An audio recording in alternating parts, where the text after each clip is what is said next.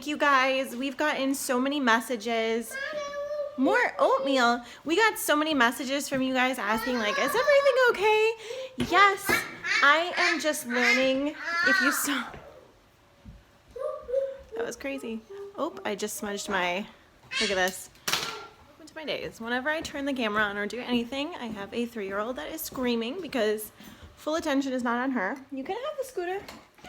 Okay. All right. There you go. You did a good job cleaning your room. Thank you for the messages. I got quite a few private messages and emails making sure we were okay. Yes, we're totally fine. I just took a little bit of a break the past couple of weeks. To be honest with you, when Leah's home full time now, if you saw like the asthma update, that's kind of when the daily vlogging kind of plummeted a little bit because it's been such an adjustment, you know, and plus I'm working, like I'm supposed to be working from home. And so she's basically a full-time job on top of a full-time job on top of vlogging. So I've really been trying to balance my priorities out and get on a good schedule. And then, as you know, like every other week we have, you know, Silas, our 4-year-old with us. And then, you know, when he's not with his mom. So yes, it's been a bit of a challenge, but we're not giving up and we're not quitting daily vlogging. We're just figuring out how to work it into our situation. So I wanted to give you an update. If you didn't see on the house, we did not end up getting the house in town here, and we felt really at peace about it. It just didn't work. And you know what? And we're okay with that because we really feel like when God closes those doors, we trust him because he's got a plan. And so if we're not meant to be there, then that's okay. Like every single time we have an opportunity or something we think we're going to do, we're going to move up north, we're going to move here, it really just felt like it's getting shut down. And so we kind of started to evaluate, like, is this really best? Like, what are we going to be like, who knows? So in case you didn't know, we are going to be moving. We have to be moving within like 5 months, which is, it's November right now. My lease is up at the end of May, I believe. And so obviously we kind of have to have something at least lined up or have a good idea of what we're going to do by the middle of March to April. So we've really been exploring different options. Like, okay, if we're going to rent, where do we want to rent? You know, what do we value as a family? And over the last couple weeks as well, I got to find my coffee. So nope, the timer didn't beep. Your playtime in your room. Get the scooter and go to your room.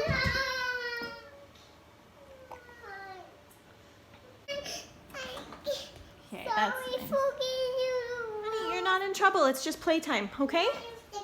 So, as you can see, this is why I don't vlog very much. I've kind of been like really struggling, to be honest with you. That's what it has been with the time change. You know, we live in central Wisconsin right now, and I grew up here my whole life. Okay, like I grew up here my whole life, but it gets dark at 4:30, and I just felt like in such a weird funk, and this is really nice. I love it. Who is that? Oh, there's my laundry. See? Real life, you guys. You guys literally, I don't sugarcoat stuff for you. So you're in my den, my office, seeing my laundry pile, hanging out with me in the chair, drinking some instant coffee. Yeah. Uh-huh. Yeah, because until I get paid, I literally have like enough for instant coffee. I'm like, yay. Anyways, luckily payday is in like 2 days. So, okay, the time change here has just really been getting to me. I've been feeling like just not motivated. To be quite honest with you, I know right now, because I've experienced differently, that this weather is not like me at my best. I don't enjoy it. I think the fall colors are pretty, but ideally, do I want to live somewhere that's cold all year round? No. So Jordan and I were really talking about this, and he knows that I love Florida. So I could not believe it a couple days ago when he said, you know, he's like, maybe we should just consider moving to Florida. And I looked at him and I was like, what? Because this whole time I've been thinking we've got to stay in Wisconsin, so maybe I just have to like kind of settle and get used to that and look for places around here and just, you know, deal with the cold. Okay, so as you know, like I just mentioned, like every single place up here in Wisconsin seemed to like get shut down when we were looking to, it doesn't make sense to move anywhere else to rent around here because we don't have other utilities except electric. So we don't pay water, we don't pay gas, nothing like that. So when you think about that, rent really does even out to anywhere else where with a 3 or 4 bedroom that's $900 a month. It comes out to be the same as what we're paying now, even with our inflated electric bills. So we knew that we definitely didn't want to rent around here. I want Christopher out of this school district by the time next year rolls around. So we knew that we already wanted to move. And by the way, you guys are probably like, you guys have so many different crazy ideas. You're doing this, you're going here, you're going to live in a camper and a truck and a trailer. It's like, yeah, I know. So, but at least you get to see our whole like crazy, thought processes here. So that's kind of how this is played out. You guys know I love Florida. I've talked about it. I miss it. I am driving around sometimes and I'm just so homesick for Florida that I like cry. So I miss the ability to like be outside and not have it be dark, and where the winters are only 40 degrees and no snow and you can still go to the beach on some days. I just really miss it. Last night. Oh yeah, last night was parent-teacher conferences, which was pretty hilarious. I would rather just not go, to be honest with you, but my mom's a teacher and I'm like, yeah, I probably should go. So I went. Ryan's teacher confirmed what we already knew. He's got like 2 personalities. So one half of his personality is very particular and borderline OCD. Like he's just got to have things a certain way, but only certain things. And the rest of him, he's just like, la, la, la. So if you guys are familiar with gems, Ryan is a sapphire.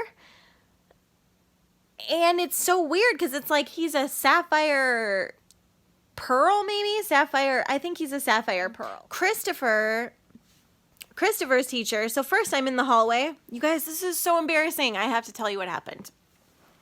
So I'm standing in the hallway and I see Christopher and I see this woman standing out of Christopher's classroom and I'm thinking, that's so weird. I wonder who she is. Mind you, I've stopped in and talked to Christopher's teacher before. Had a conversation. This woman, not the woman I talked to. I walk in and we sit down and I'm looking and I'm just like, have I ever met you before? And she goes, no, because I haven't met you. And I said, oh my gosh. I'm like, this is ridiculous. I said, because I definitely stopped in and we had a conversation and apparently it wasn't you. It turns out I must have came in on a day there was a substitute teacher, and so I'm just blah, blah, blah, yakking away with the substitute teacher, calling her by the teacher's name. She never corrected me. Nothing. And yeah, so that was really embarrassing. She said there's no doubt he's going to be very successful in whatever he chooses to do, which we already know. Christopher is like a freaking genius. It's just, oh my gosh, that kid blows my mind. He's definitely going to be a millionaire and like gonna pay people to do all the tasks that he doesn't want to do. So he does trades and stuff, and he has this like insane way of getting the things that he wants, which is a really good quality. It is a quality that most of us in our adult lives have to like unlearn all of the crap that we were taught as a child in order to tap back into. And he's naturally good at it. So I want to foster that, and it's hard. And his teacher said, I've never in all of my years of teaching met a student like your child. And I was like, oh, great. Apparently, she said, yeah, I really had to think about something that he said. She goes, I gave out an assignment and it was to like 10 different steps or something. And he said, that's a lot of work. She said, and I said, well, yes, it is. And then he asked, well, what happens if I don't do it? And she said, well, then you're going to get it marked wrong and you're going to get a bad grade. And she goes, I could see him thinking. And then he said, well, I guess you're going to just have to mark it wrong then because I don't feel like doing it. It's a lot of work. That's what he told the teacher. And she goes, most students, they won't do something because either they're being rebellious or they just don't understand. She said, and he actually calculates the workload and decides not to do it. And I said, welcome to my life. Right? Like, this is my life every day. Christopher, clean your room. What happens if I don't? You're going to go on timeout. I'd rather go on timeout. And it's like, So he's very interesting to motivate. Yeah. And I told her, I said, because on one hand, people do positive, enforcement. And I'm like, no, that in some ways, I think that positive enforcement, I'll talk about this later, like enforces like entitlement, because I expect you to keep your room clean or I'm going to take your toys. And Christopher's like, well, do I have to, he's like, fine, if you take my toys, then my room will be clean. Just donate them. I don't play with them anyways. We've literally done this before where he's just like, just donate them. Just take them. And he'll just go clean the ones that he wants. And then guess what? It's like, who ends up this kid. It's so ridiculous. And I don't want to like, positively enforce him for something he's expected to do, because in the real world, you don't just like show up at a job and like, yay, you're here. Here's a bonus. That's not how the real world works. So that's interesting. So there was the parent-teacher conferences. Also, I think it was her, but there was a guy I was seeing right before Jordan, and he was so sweet. You guys, all the guys I dated before Jordan or saw, absolutely phenomenal. And each one of them like shaped my list in some way. You guys know what my list is, right? I keep it up there in that little tin box. It's like the list of all the qualities I wanted in a guy, and I kept him on a piece of paper and I would like change it. And then I found Jordan, and he has all of them on the list, which is hilarious. So the guy that I was seeing, well, kind of right before Jordan, he actually changed my mind about beards, because prior to that on my list, I said, no beards. Then I crossed that off and I wrote, okay to have beards, but it must be nice and well maintained. And he also changed my mind about kids, because prior to him, I didn't want to date somebody with kids, because I'm like, dude, I got 3 of my own. I don't need a crazy clan. Well, turns out, anyways, so this guy had 5 kids, and I thought, and they were awesome and well behaved, and our kids got along. And so I thought, yeah, he can have kids. So I changed that on my list, and then I met Jordan. So actually,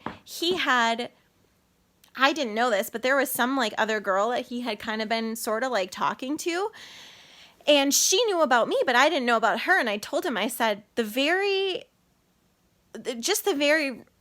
concept that she knows about me means you could like confide in her and trust her. And I said, I think you should give her a chance. I think you should date her. But he thought she was like a crazy stalker person kind of thing. And I was like, I just think you should give her a chance. Maybe, I broke things off, and I'm like, you should go see her. And he did, and they ended up hitting it off, and they're so sweet together. They're just so beautiful together, like a really adorable couple. They ended up getting engaged like the month after he and I were not seeing each other, and they got married like 3 months after that. So that was pretty cool. So I think it was her. I'm almost positive it was her outside of the other parent, but I didn't want to walk up and be like, hey, I'm the girl you talked to on the phone, and I think I was seeing your now husband before you guys were seeing each other, but that's interesting. So I didn't. And then what if it wasn't her? So anyways, that was that. That was conferences, and that's my life right now. I haven't really vlogged much during the day because there's nothing to vlog. Like, we just wake up and have coffee, and then I've been working and blogging, and the kids come home and we have dinner and they go to bed. So that's my day. Sorry, nothing really cool and super fun, you guys. All right, I gotta get back to work.